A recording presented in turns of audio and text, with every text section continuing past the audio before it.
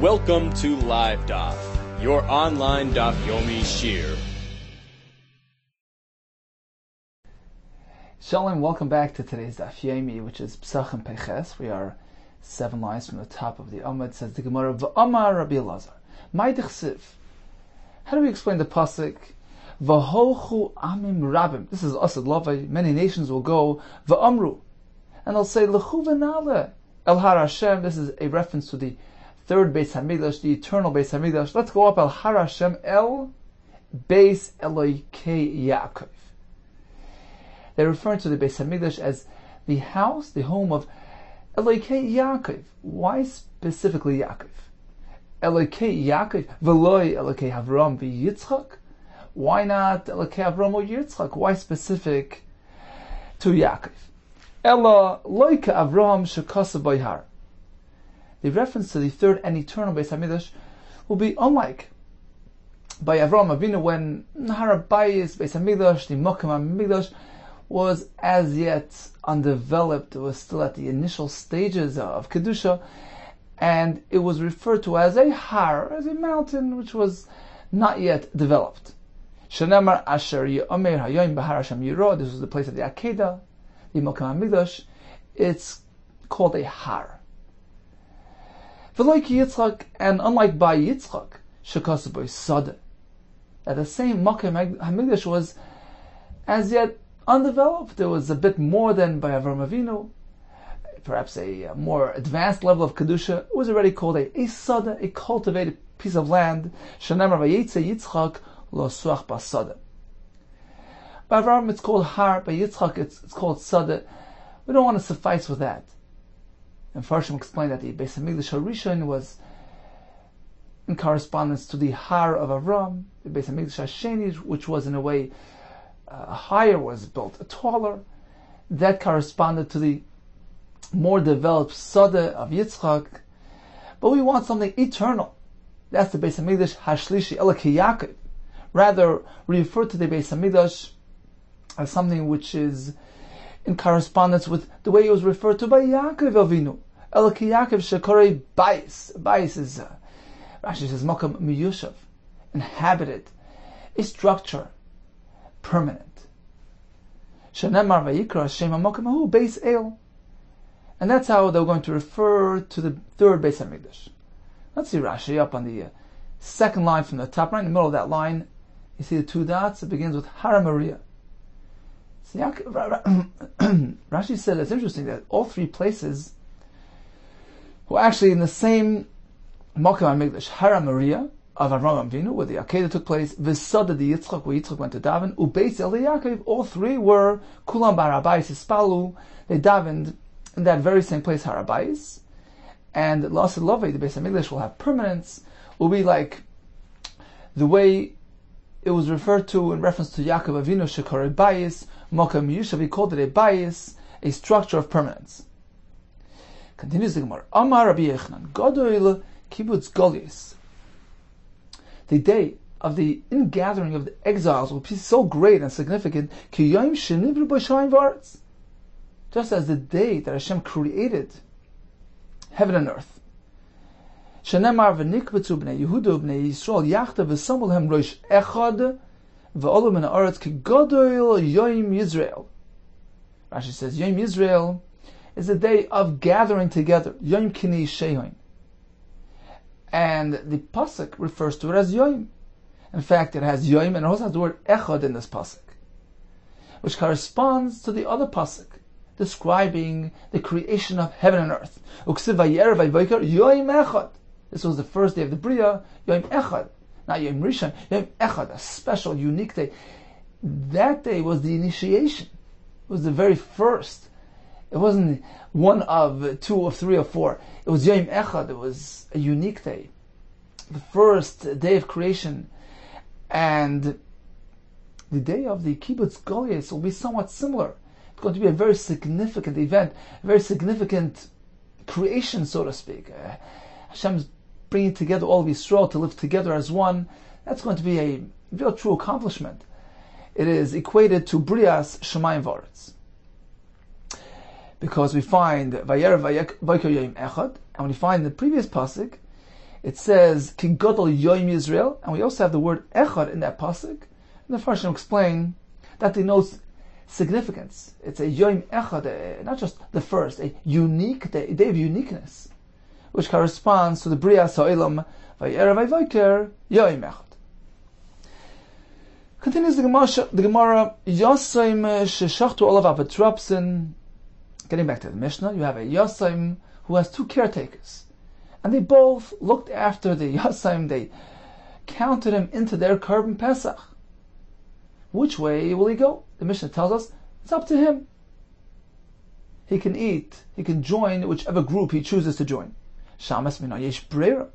Apparently you can verify later on and have that verification process applied retroactively to the Shas Shchita Nakrova, because his choice will only take place later on. The pasuk says, "V'lokhu v'yichulahem ish sel lebeis oves el habayis," and this teaches us that the head of a household could count all the members of that household into his korban without receiving their haskama, their consent. Therefore, you don't need it. You don't need his das applied retroactively. Whatever he decides to do, he can do. It's fine. He can just join in to the korban of his caretaker. Tana Rabban. Laboyis, this pasuk that we just mentioned, teaches us that a father can count his children in, etc. Malamich adam mevi v'shechet ali de b'noi ubita aktan. A person could bring a korban Pesach, do a shchita, on account, on behalf of his young sons and daughters who are dependent on him, and they're automatically included in his korban. Another example is validei avdei v'shevchasei knanim, his slave, his maidservant, who are knanim. They're not Jewish, and they are subordinate and dependent upon him. Bein midatan ubein shlei midatan, whether it's with or without their knowledge or consent. Dependents are by default included in this korban, and the chiddush here is that even if they protest, they object, they say, well, we're not interested in being part of your korban, even shalei midaitan, they're automatically included.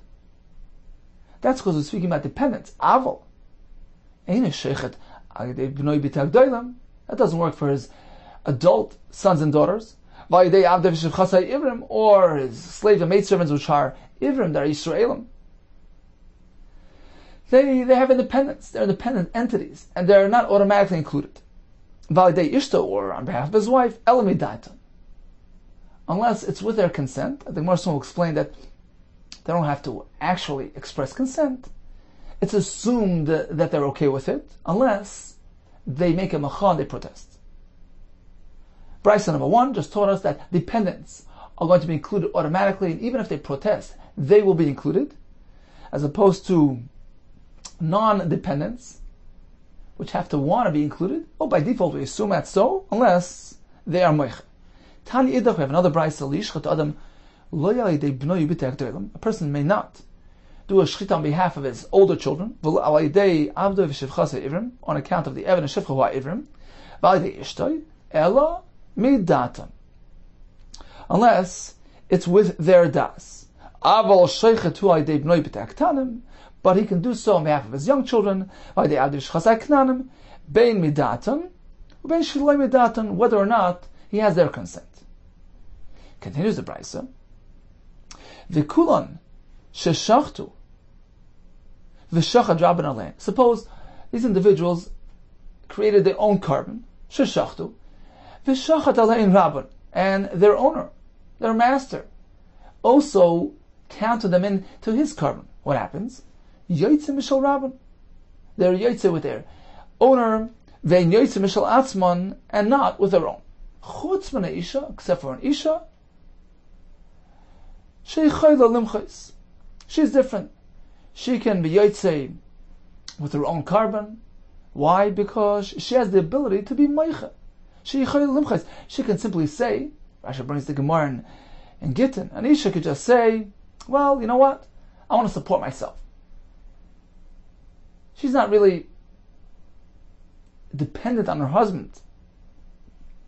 she can go ahead, she has the option of establishing her own independence with respect to finances.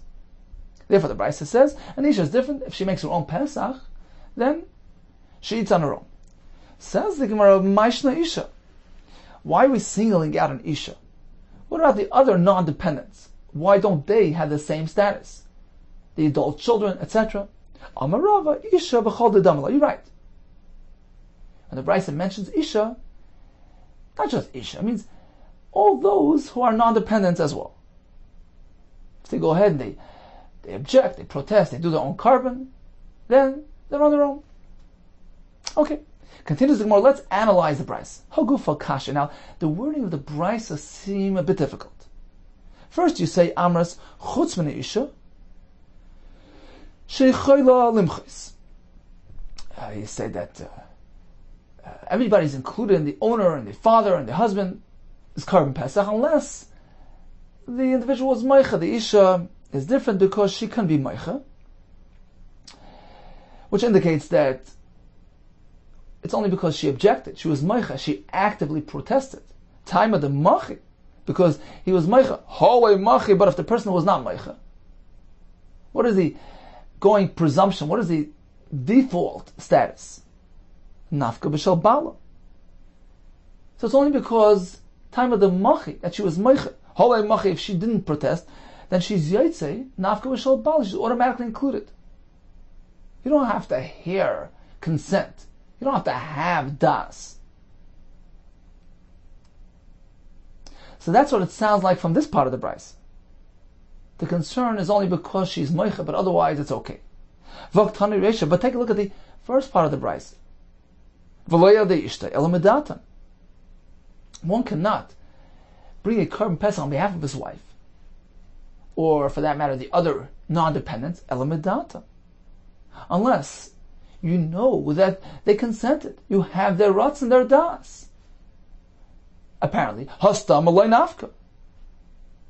If it's just a presumption without any expressions, just a non-specified situation, she's not going to be automatically included in the carbon. So which way is it? What is the halacha of an unspecified situation? Is she included or not? Says the Gemara, "My elomedatam." You're mistaken. When the Brisa says that the Isha will not be included unless it is midatam, lav damri in. It doesn't mean that they consented, that they expressed their willingness, that they said yes. Elabistama, even just a stama is okay. Lafuke echad amar lai, as opposed to where they protested and they said no, we don't want to be included. So when it comes to the dependents, young sons and daughters, they'll be included regardless. They don't have the ability to object.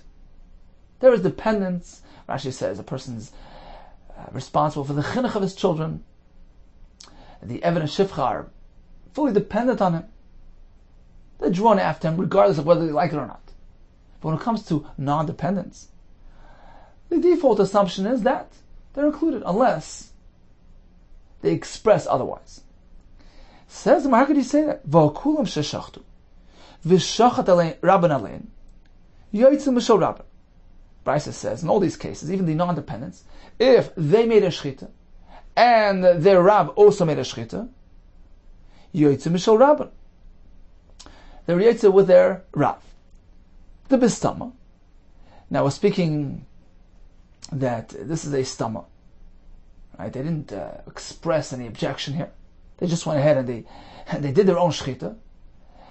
And the Brisa says, well, since they're dependents, which means the young children, they're dependents, even if they go ahead and they do their own shchita, they're included in their Rebbe and their father's carbon pesach. We're speaking about a default situation, an unspecified situation. And what does the Brisa continue and say? V'katani chutz minei isha. V'pnei sheichayla limchais. And Isha is different. We single her out. Her and all the other non-dependents, as the Gemara explained. They're different. They will not be included in this case. Why not? It's an unspecified situation. There was no mecha here. Look, they went ahead and they did a shchita on their own Pesach. Have you a greater objection than that? Is there a bigger mecha protest than that? They went ahead and they did their own carbon Pesach.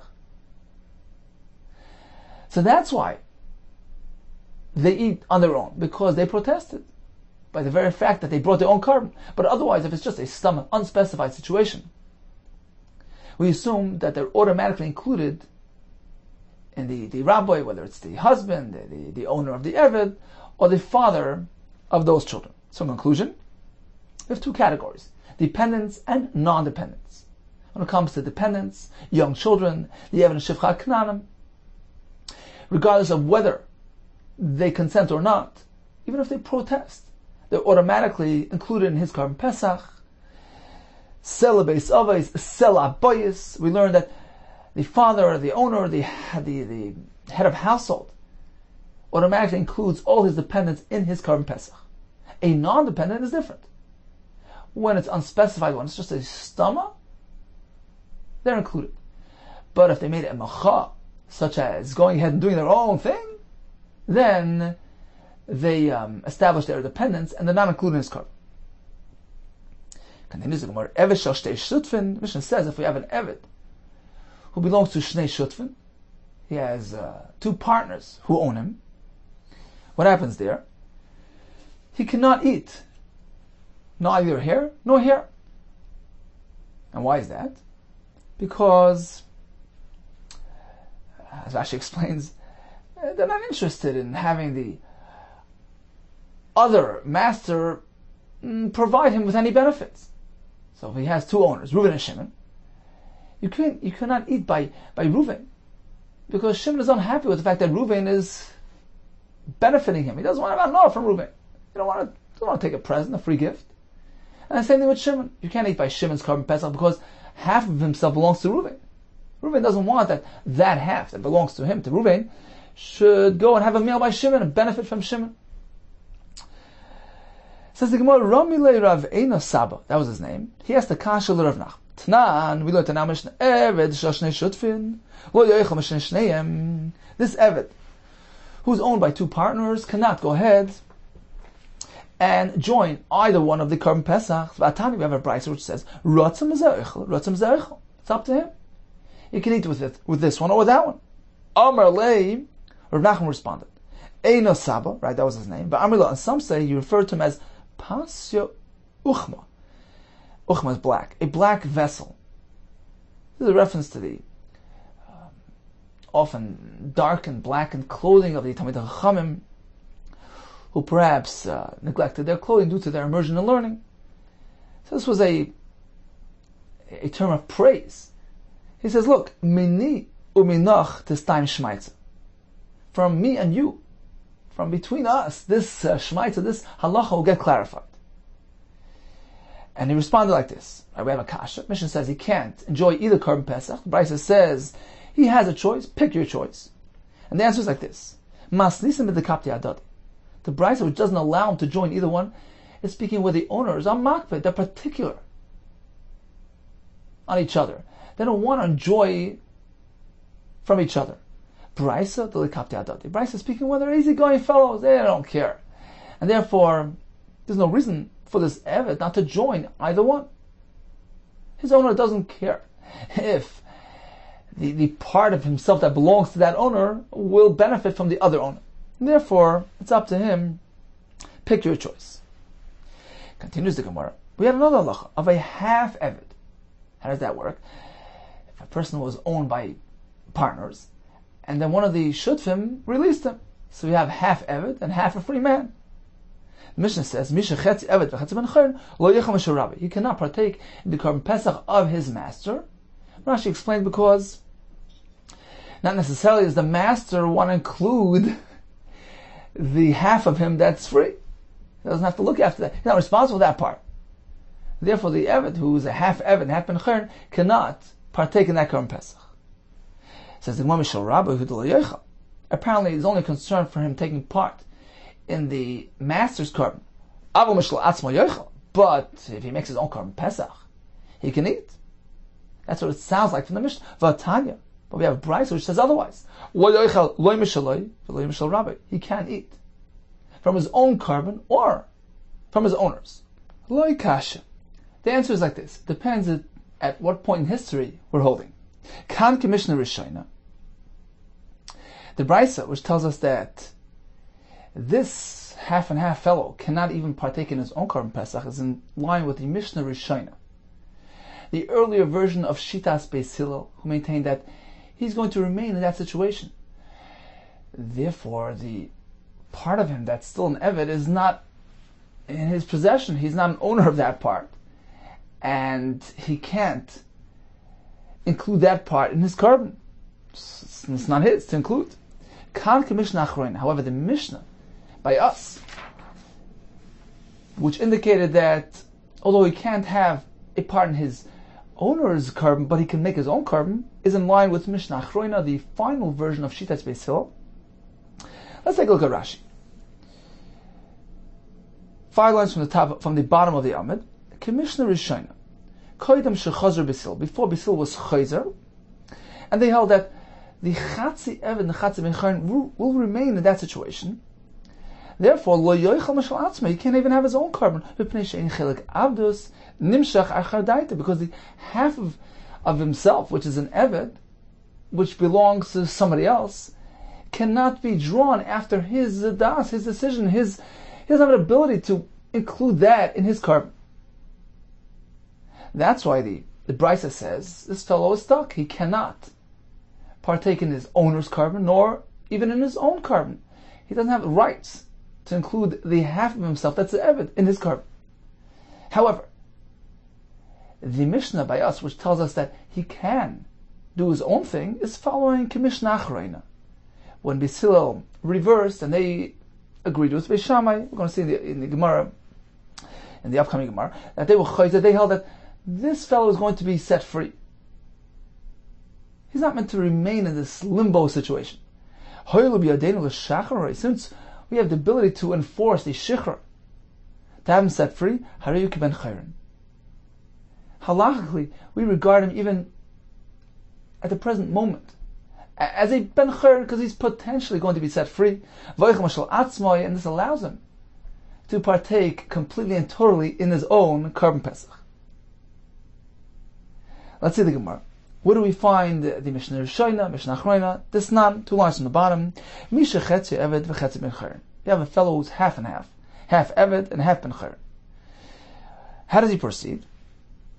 Oyved es Rabbi Yom Echad, ves atzma Yom Echad. So we establish an arrangement. One day he serves his owner, and one day he's on his own. Divrei Beis Hillel.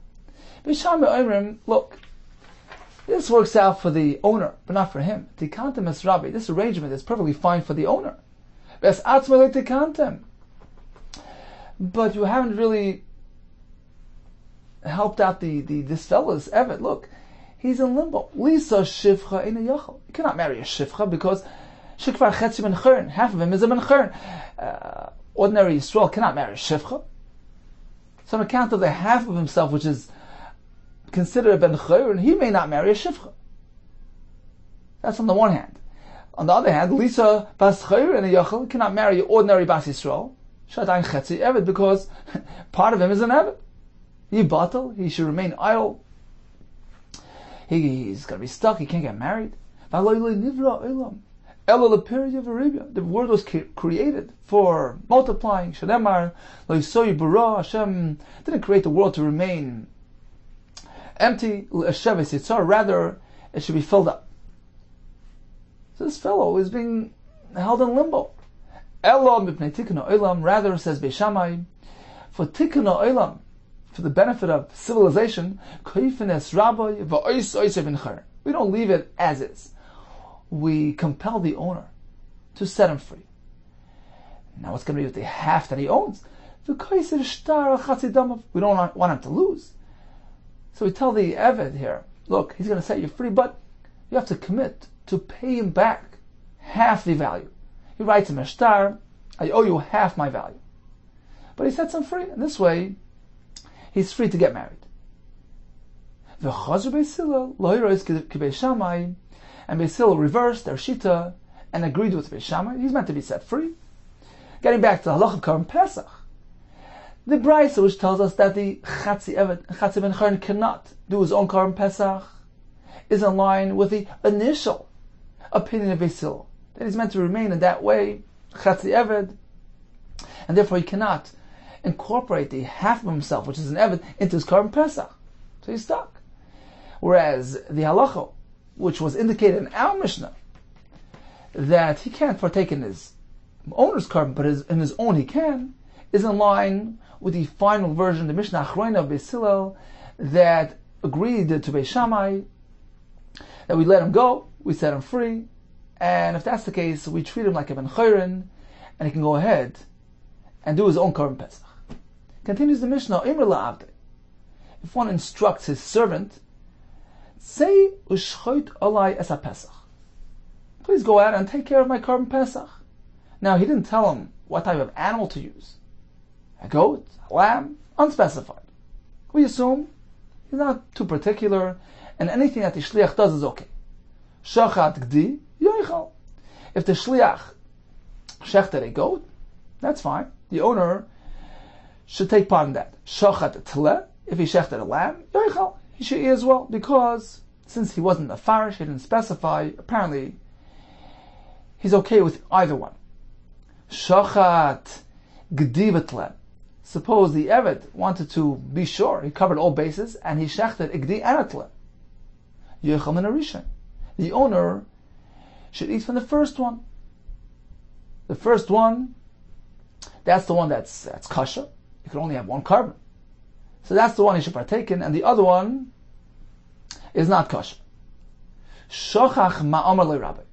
Continues the Mishnah. What about in a case where he knows that his owner gave him instructions? He either said gdi or tle, but the shliach, the Eved, forgot what his owner told him.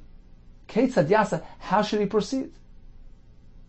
He has to follow instructions, because if he uses the wrong animal, it's not kosher. He's not fulfilling his shlichus. So what should he do? To account for all possibilities, Yishchat tle v'gdi. He should be sheichet at tle and gdi, and he should do it on condition. V'yoymar, im gdi amar li Rabbi. If my owner instructed me to use a gdi shalai, okay, this goat is his. Utle shalai, and the lamb is for me. V'im tle amar li Rabbi.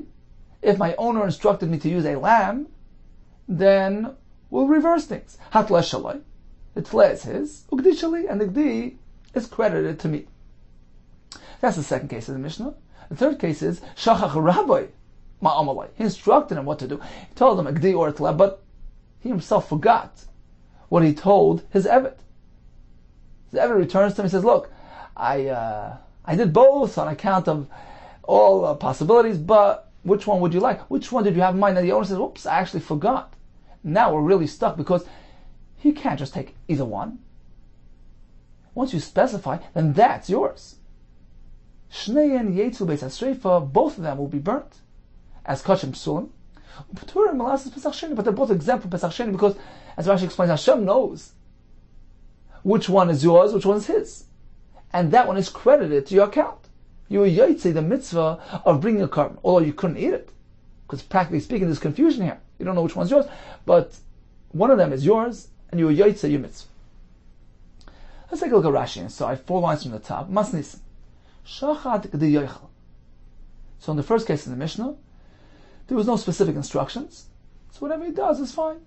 Shachat g'di yoichal rabbi mimenu v'afgav the roga b'tle. Here's the chiddush. Even though the master perhaps is accustomed to eating a tle, doesn't matter. The kivin loy parish leis alei samach. Since he didn't specify, he didn't bother being specific. He relied on his good taste. Whatever he does is fine. What if the Eved did two? Yochel min harishan.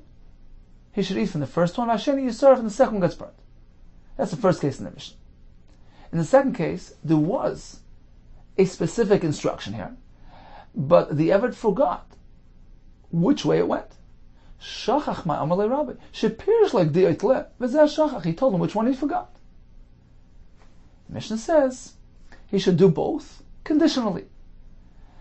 He should say, well, if the gdi was the one he wanted, then that's his, and the tle is mine. Or tle shali. But Gemara Parach, the Gemara is going to ask, we're speaking about an Eved. Eved can't really have his own independent acquisitions. Mashakana Eved kana Rabbi. Umanole the day. How's he going to have his own korban Pesach? Okay, the Gemara will discuss that. In the third case, we have specific instructions, but not only did the Eved forget, but the owner forgot as well. Shachach Rabbi, my amalei. V'zeh kvar shachat hashnayim, and the Eved already did both. They're both going to be burnt. We don't know which one belongs to. We know that only the members can partake in the Pesach. You can't just take any random Pesach. If you don't know which one's yours, you have to back off. So both will be burnt.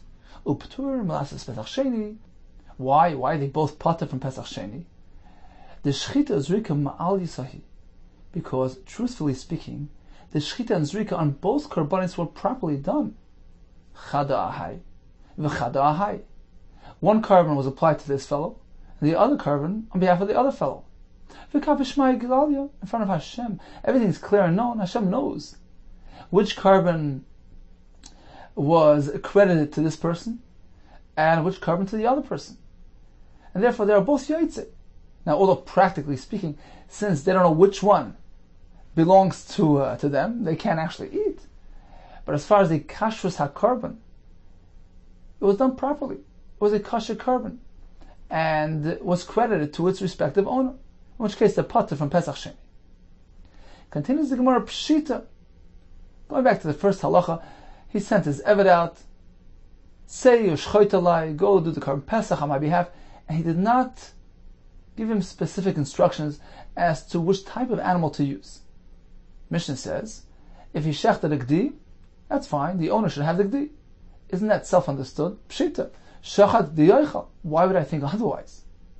Answers the Gemara, afagav the rogel betle. The chiddush is, even though we're speaking in a case where the owner is accustomed, he's rogel to have a tzle, he favors the taste of a tzle, perhaps that would indicate that he's particular.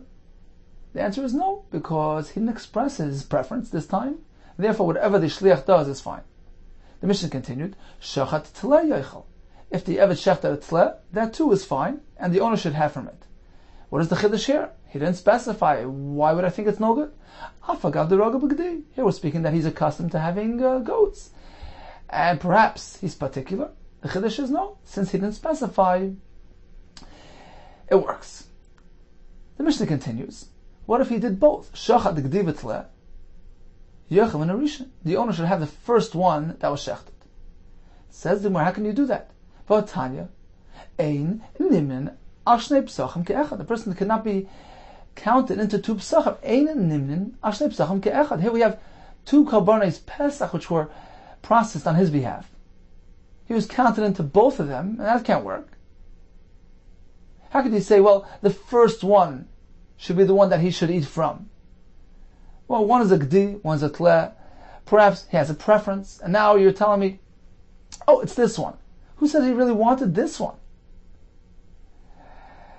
Says the Gemara, Masnisin Melcha Malka. We're speaking about a very specific case of a king and a queen, who Asesa says they have an abundance of foods and variety of dishes, in which case they're not so particular about what type of animal is going to be served to them on that particular day. They're not makpid.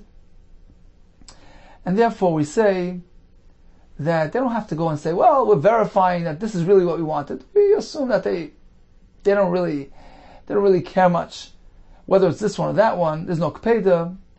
And the first one that was shechted is applied and is considered their true carbon Pesach. Continues the Gemara. V'atanya, in fact, we learn it a brisa to support this. Ein nimnin al shnei psachim ke'echad. Typically, you're not meant to join two karbanos. Umasa b'melcha malka she'amru lavdeim. However, there was a story regarding a king and a queen that instructed their servants to v'shachtu aleinu ha'pesach. Go ahead and process the carbon Pesach on our behalf. V'yotzu v'shachtu alein shnei psachim. The servants weren't sure which one they're going to want. They did both. Now they were stuck. What should we do? Bo v'sholos hamelach. They came to ask the king, what is meant to be done? Amar lahem l'chu v'sholos hamalka. Go ask the queen. Rashi says, Bekia v'chachama ha'isa. She was a learned fellow. Bo v'sholom and hamalka. They went to ask the queen. Amar lahem, she responded, l'chu v'sholos Rabbi Gamliel. Go ask the chacham, Rabbi Gamliel, what to do. Bo v'sholu es Rabbi Gamliel. Amar lahem, she responded to them, just as the Gemara told us earlier, Melech or Malka, the Datan, the Kal Alein, king and queen, who are not particular about these things, Yochel and Arisha, they should be given the first one that was shechted. Anan, however, us, ordinary people, who have our preferences and we're particular about the Gdi or the Tle, Lo Noicha, Lo Min Harishon, Lo Min Hasheni, we can't have either one. Since he shechted both on our behalf. And we're makbid. Typical people are makbid. What type of meat they're going to be served. And since it wasn't verified l'chatchila, you can't verify it. Now we say, well, the first one is what we really liked. It's something which was pending and waiting to be determined. And you can't verify it now on account of earlier, therefore, none of them can be credited and be done on our behalf, and none of them are kosher. Continues on another story regarding a king and a queen. In Vishuv Pam Achas, there was another incident that Nimtzes Halata Beveis HaMitbachayim. There was a lizard, which is one of the 8 shratzim, which is matami. It appeared like a dead sheretz. It was found near the food in the kitchen of the palace. Ubikshu letame kol ha'suda kula. And on account of that, they wanted to consider everything, all the food there, as tummy. Ba'alu v'shalos hamelech. They came to ask the king what to do. Amar lehem l'chu v'shalos hamalka. Go ask the queen. Ba'u v'shalos hamalka. They went to ask the queen. Amar lehem, she told them, l'chu v'shalu es Rabbi Gamliel. Go ask Rabbi Gamliel what to do. Ba'u v'shalu oyster. They came to ask it. Amar lehem, say, ask them like this. Beis HaMitbachayim. Where was this lizard found? In the kitchen there. In what was he found? Was he found in something hot, some hot soup, some hot dish? Or was it cold? It was actually hot. Lemsi responded, let's experiment. Go take a cup of cold water and pour it on the lizard and see what happens. See if it revives itself. Indeed, they followed. They poured a kais of tzoinin on that lizard, and it slithered. It showed signs of life. V'tier Rabbi Gamliel kol hasuda kula, and on account of that, Rabbi Gamliel considered everything to be tar, because it hadn't yet died. A sheretz which is alive is not matame. Concludes the Gemara, Nimtze melech tolu b'malka. It turns out that the king was here depending on the queen. V'nimtzes malka tolu b'gamliel. The queen here was dependent on Rabbi Gamliel. Nimtzes kol hasuda kula tluya. But Rabbi Gamliel, turns out that Rabbi Gamliel saved the day. The whole Suda was saved and salvaged through Rabbi Gamliel. Continues the Gemara. We have the second case in the Mishnah. The Shliach got instructions, specifically instructed which animal to use, and he forgot. Shachach masha amalei Rabbi. What is he meant to do? He goes to the merchant there and he grabs two animals and he makes a tanai. He says, look, if I was meant to use a tle is my master's and the gdi is mine. Otherwise, it's the other way around. Shali says to him, how can you take 2 animals and say, well, this one's mine? Mashakana Evet Kana Rabbi. And Evet doesn't have the ability to possess possessions on his own. Whatever he has belongs to his master. Amar Abaye, this is what he's meant to do. We're not speaking that he's addressing his own animal. He doesn't have his own possessions. Rather, he's meant to go to the shepherd, this animal dealer, where his owner is a steady customer. Now the shepherd wants to look after the owner, wants to help him out, and therefore he cooperates in this scheme. So the shepherd turns around and grants one of these 2 to the Eved on condition, almanas, she'ein l'Rabbi rishus bei, on condition that the owner, the master, has no access to it. You can do that. You can give a gift to a slave with this condition. I'm giving it to you on condition that it remains yours. And Asaisis points out, he has to actually say more than that. I'm giving it to you almanas, that you're going to use this carbon to be yoytze your mitzvahs Pesach. So now the system works. The Eved grabs 2 animals, one of which, we don't know which one, but one of them is being granted as a matana to the Eved. And now the Eved can make his stipulation. He could say, well, if the tle is meant for my master, that's his, and the other one is mine. If the gdi is for him, then that's his, and the tle is mine. A third case in the Mishnah is Shachach Rabbi, Masha Amalai. He gave instructions, but everybody forgot. The Eved forgot, and the master forgot. Mishnah tells us, if he shechted both, then inevitably one of them is credited to the master, and one of them to the Eved, and they're both potter from Pesach Sheni. Now, although practically they can't eat, none of them are edible because you cannot eat somebody else's Pesach, and they don't know which one belongs to whom. Nevertheless, we say they're both yaitz, because the fact is, each one of them has a carbon Pesach. This is only said that the forgetfulness occurred after the processing of the carbon, after Zrika, the be'idna, the Izrik dam. And as it turns out, during the Zrika's dam, have a chazi la'achil, it was roy la'achil. At that point, he knew which one was meant for him, and it had achila potential at that point. It was only after the akrava that he forgot. Okay, but the akrava was fine, because during the akrava, the Pesach was slated for achila. Now, as we learned earlier, the eating potential, the din roy la'achila is a very crucial ingredient in the kashrus hakarban, because the Pesach is meant for achila. Ish lefi achlin. Therefore, says Abaye, if during the Zrika it had potential achila, because at that point he had still recalled, he knew which one was going to be for who, in which case he can proceed and eat it. Then we say that even if after the Zrika he forgot, it's okay, because once the Pesach was done by kashrus, it stays that way. And he's credited with the carbon, even though practically he won't be able to eat it. Aval, says Abaye, Aval shachach l'fnei Zrika. But if the shichacha took place prior to Zrika, Dichi is Darik, Dichi Izrik, Dam, Lo Yihava Chazi L'Achila. In which case, during the Zrika's Adam, it was no longer Roy L'Achila. It had no Achila potential. During that Krava, this confusion reigned. Everybody knew there's not going to be Achila from this Karma. Chayav and last Pesach Sheni, then they have to do Pesach Sheni, because the Zrika with added potential Achila is not a valid Zrika. Let's move over to Rashi. You'll notice Rashi around 2-3 lines below our location in the Gemara. Beginning with the words Lo Shanu. Lo Shanu, says Rashi, the Niftur in Pesach Sheni. This Ptur from Pesach Sheni is only El Sheshachach Rabbi L'achaz Rikas Shnei Adamim. My Amalei. When the rabbi forgot what he told him after the Zrika. Aval B'shas Zrika Adainu Zacha, but during the Zrika he still remembered. And they could have figured it out then. They could have verified Eza Shel Rav, Eza Shel Eved, which one belongs to the Rav, which one to the Eved. In which case we say, the Chiz Darik Dam L'Shem Achil is Darik. That the Zrika, the Akrava was L'Shem Achil. The Hayadi Menuyev Didei, because its members are known. However, if the confusion arrived pre-Zrika, then they have to bring another Pesach. Continues Rashi, Chayavim.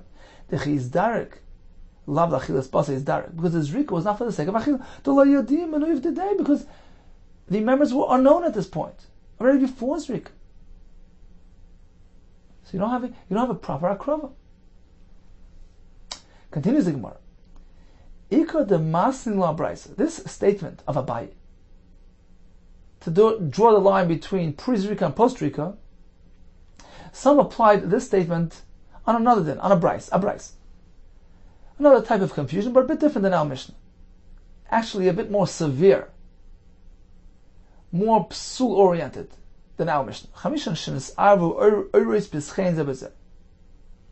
Suppose 5 groups brought their individual karbanis Pesach, and after the removal of the hide, the oiros got mixed up. It turns out that there was a wart on one of those skins, in which case one of those carbon Pesachs were not kosher. Now, we're not sure which one, which group relates to this oir.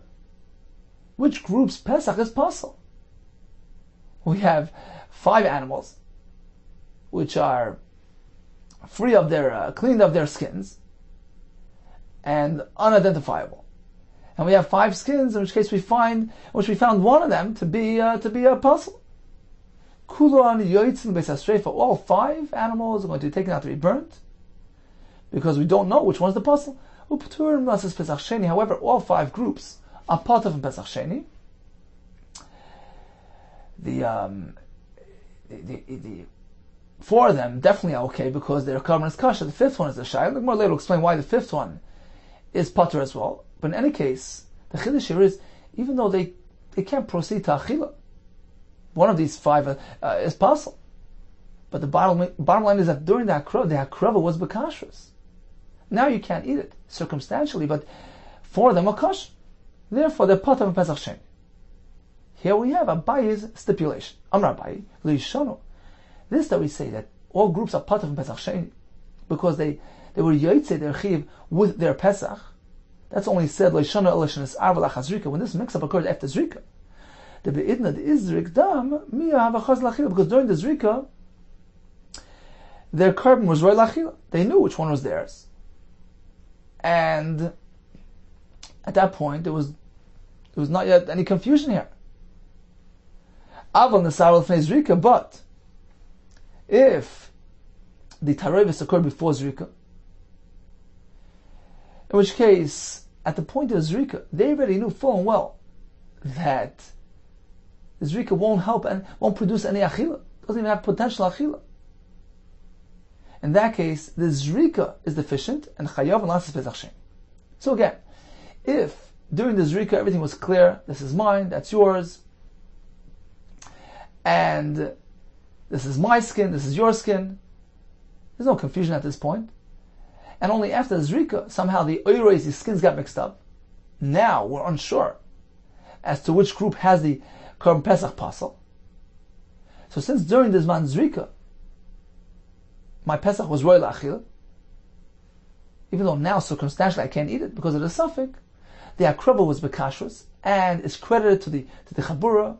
They were yaitz. But if the tarevis took place before Zrika, in which case during the Zrika this confusion reigned, and the Zrika was not going to produce a practical achil, that's not considered a kosher carbon, and they have to bring Pesach Sheni. So now we have a bias statement, which can be applied either to the Brisa here, with a mix-up of the mum, or to our Mishnah, where there was nothing actually wrong with the carbon. There was no mum involved here. It was simply a matter of uncertainty. Whose carbon is whose? The question is, which one is it, the Mishnah or the Brisa, that has a bias restriction? Man de masne masnissen, the one that applied Abayis halacha, this restriction, that if the confusion or taroivis or suffix occurs prior to Zrika, since the Zrika is not going to produce achila, this carbon is pasul, one that applied this statement to the Mishnah, koshken abraisa, certainly it's meant to be applied to the Brisa, because if it's applied to the Mishnah, where it's simply a matter of uncertainty. There's nothing wrong with the carbon there. There's no psul involved. We have 2 carbonates. Both are theoretically kosher. The question just is, who's the rightful owner? And on account of that uncertainty, they both cannot eat it.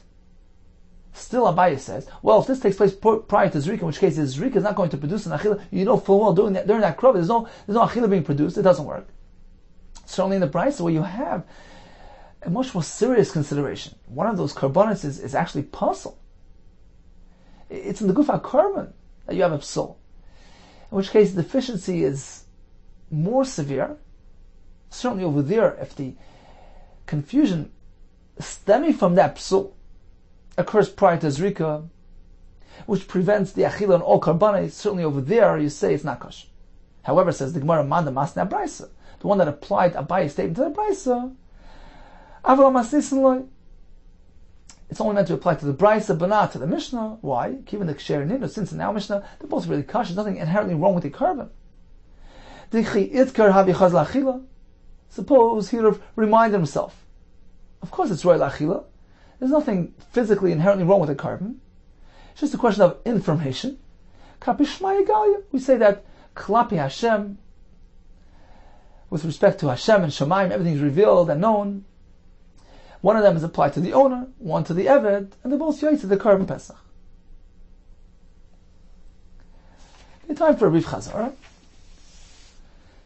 We began with the piece of Agadata, that L'Asalavi, the Beis HaMikdash, will be regarded as Beis Elikei Yaakov. The Gemara says, unlike by Avram, where the Har Bayis was regarded as Har, by Yitzchak it was Sada. Yaakov denotes Mokem Yushav, something of permanence, a Bayis, a structure which endures forever.